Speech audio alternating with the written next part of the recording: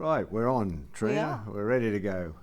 Well, today's meeting, Long one. a long one, certainly taken a bit more time than we have in the past, but some of the issues that were up for discussion was the Council and Mayor's allowance for the next oncoming 12 months. We're a rural large council now. That's right, yeah. Well, I'm not sure that the simple fact that we've got more land makes us a rural large council, but we've still only got 14,500 people, so.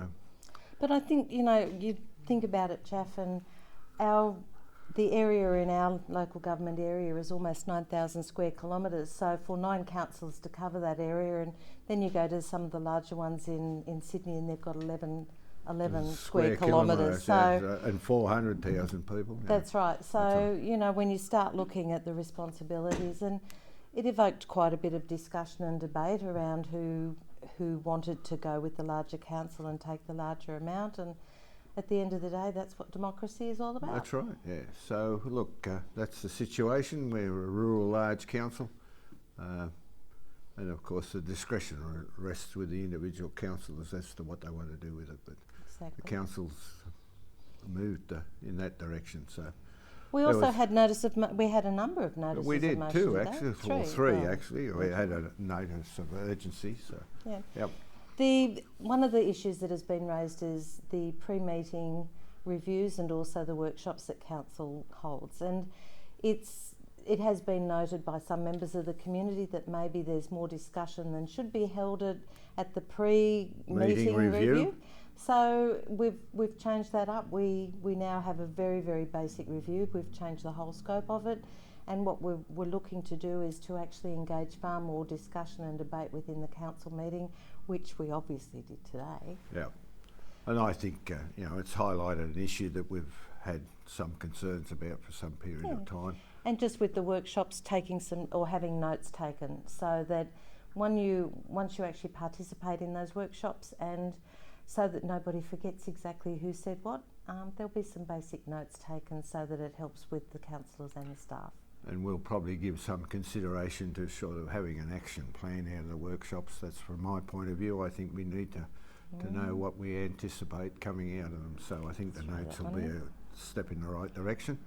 We had a matter of urgency raised regarding the activities down at the local youth recreation area on Fitzroy Street. Yes. So that was an issue that there was a bit of a discussion about it, but we're going to liaise with the local constabulary and see if we can seek some resolution to the problems that appear to be occurring down there. What was your take on that, Trina? I think what we need to be doing is developing a strategy. A number of people have expressed very real concerns about the way that their children are feeling intimidated or bullied. We're having significant vandalism done to the new toilet facilities there, and even some of our older members of the community who are there with their grandchildren are finding that they too are being targeted by some of these people. So we need to develop a strategy because we want people to really enjoy that area. Well, also I think we need to be seen to be part of a solution to the problem in conjunction with the local That's right. law enforcement officers, and it's an issue that we can't leave go unaddressed because it'll only get worse. Work as a community, That's not right. as silos. Yeah, most definitely. Yeah, let's get out of the silos and say we're part of the solution. We've got a responsibility. Now we also had a notice of motion about HumeLink and Transgrid. We did, yes. And in light of the deferral or the postponement of Snowy 2.0 or delay, call it whatever you like.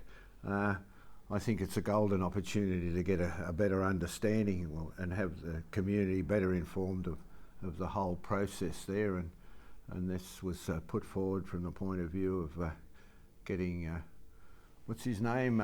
Brett Redman, who's the CEO of Transgrid. Yeah. Then Minister Penny Sharp. Yeah. And Independent David Pocock. To come and have a bit of a presentation to the council and a bit of a frank discussion about the impacts of Transgrid and and the waltzing across our countryside of these huge structures. So well, it's interesting to note.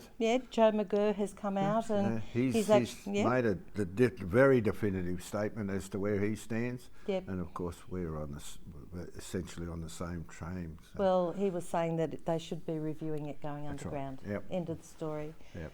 And now, look, we don't need to embrace old technology when new technology, which is well-proven technology, okay, I'm not going to argue about whether it's a dearer option in the beginning, but in the long term it'll be infinitely cheaper and far more efficient. And environmentally better for our beautiful region.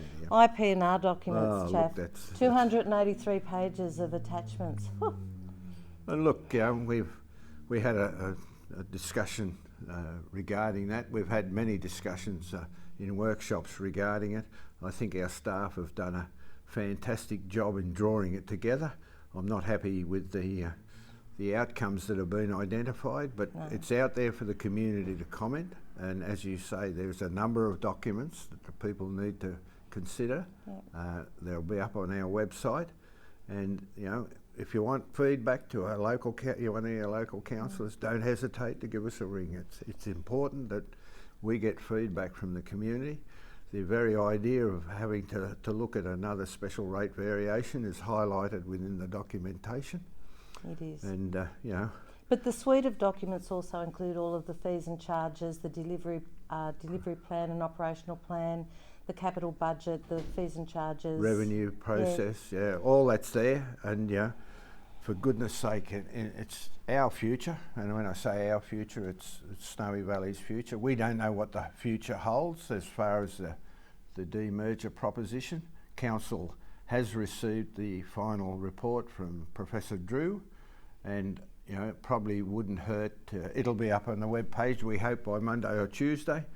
If people want to review that in conjunction with the IPNR documents, It could be very beneficial, because Professor Drew's identified some of the major issues that confront Snowy Valleys into the future. And I think what's really difficult, Chaff, is that for us as councillors who have only come on this term, we're now starting to understand the reality of the dire financial situation of the council that we are now in. And every time we turn around, we're finding other areas of concern, and this is why even Professor Drew has identified that he doesn't believe there's any option other than another SRV for our communities, which is really hard for us to take.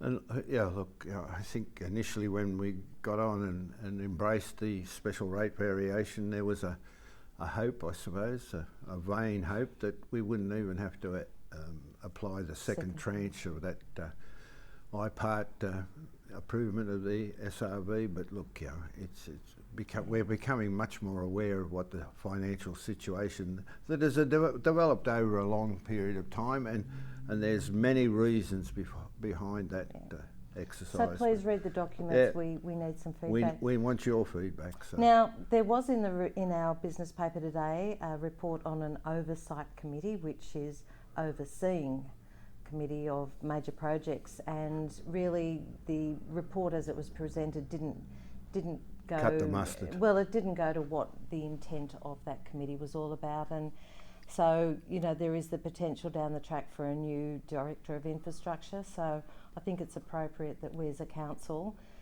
didn't act on that report and didn't implement that policy, and we'll review it at some stage down the track. However, we haven't abandoned the concept, and we're just waiting till if we can solve the Director of Infrastructure issue, which we have some level of confidence in the fact that we may have. It'll give us an opportunity to discuss with whoever the incumbent is as to how best to achieve our objectives. Yep. And Australia Day. I think a reworking of it's been magic. Oh, look, every community, one of the things that was spoken about leading into the demerger before it was announced and then even afterwards is the importance for each community to retain its own identity. And I think that this is something that the new program or the new initiatives for Australia Day is really all about. Every community needs to take ownership for its own events and its own celebrations, to do it in a way that's appropriate to them, and to recognise the people in their community. However, there's still the opportunity Snowy Valleys Council to play a role. Most definitely, and I think Snowy Valleys Council, the feedback we got from this year's Australia Day has been very positive. The mere fact that each community had its opportunity to recognise its own special citizens, and that there was a get-together, in that case prior to Australia Day, but we're thinking that we'll civic put reception. a civic reception after Australia Day to recognise all those people who contributed to the well-being of their community, and then nominate a Snowy Valleys Citizen of the Year. And a junior citizen. And a junior citizen, and have a get-together. And build that camaraderie within the community. I think it's great. And also the other point is that we're looking at doing it the Friday after Australia Day, at which time it's within the 1 week time frame of being able to conduct all of the citizenships as well, so that they too can participate in a civic reception. That's right. And do you know what, Chap? I think it's really important that we acknowledge here today that this year's Sportswoman of the Year or Sportsperson of the Year, Piper Duck, has actually this week been announced as the youngest ever Australian of the... Captain.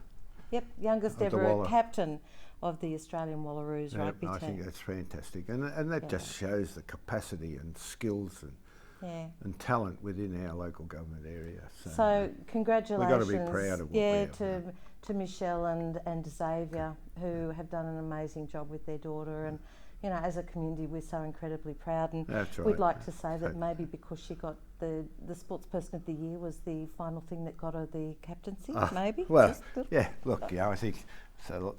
The lady's got natural talent. It's great. And she's eloquent, and I was looking at something and that was talking about her empathy, the way she works, the way her leadership skills on the team, and you know, as a community, we are so proud of what Piper has achieved, and congratulations. Yeah, between her and Shani. But it's really nice to see local young people achieve it at a world stage.